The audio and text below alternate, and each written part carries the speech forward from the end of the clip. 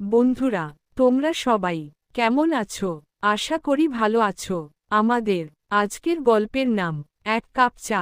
হৃদয়ান মামা আমারে জড়ায় ধরল, মাথায় হাত বুলায় বলল, কান্দে না পাগলি, আমরা সবাই তো আছি। আমি তোরে অনেক আদর করমু, অনেক ভালো থাকবি তুই।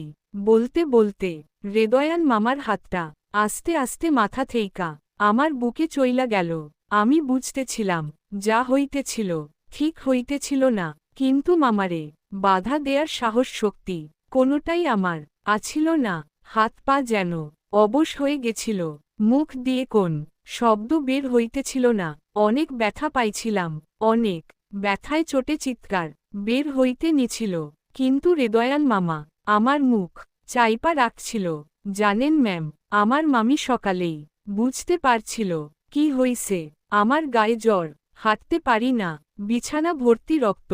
হৃদয়ান মামা ঘুম থেইকা উঠার সাথে সাথে চইলা গেছিল। মনে হয় রক্ত দেইখা ভয় পাইছে। মামি তো মেয়ে মানুষ, কেন তার ভাইরে জিজ্ঞেস করল না কিছু? কেন তার মাইয়ারে তার ভাইয়ের লগে শুইতে দিল না?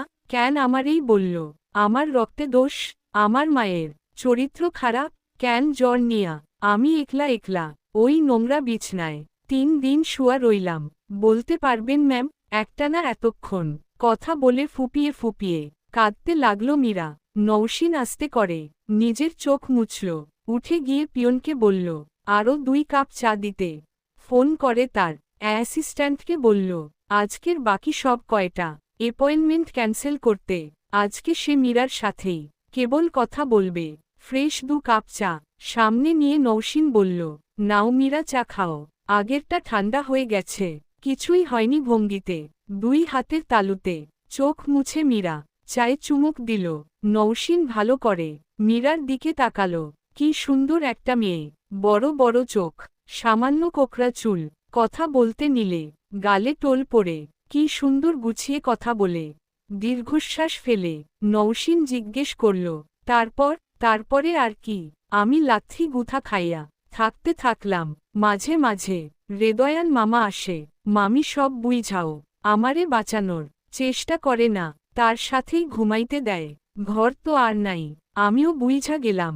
শৈল্যের ক্ষুধা কি, কোনটা ঠিক কোনটা বেঠিক বুঝানোর তো কেউ ছিল না। হৃদয়ান মামা আসার সময়ে আমার লাইগা আইসক্রিম, চুড়ি, টিপ নিয়ে আসত।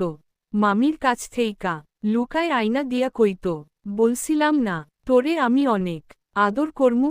আমারও তার সব কথা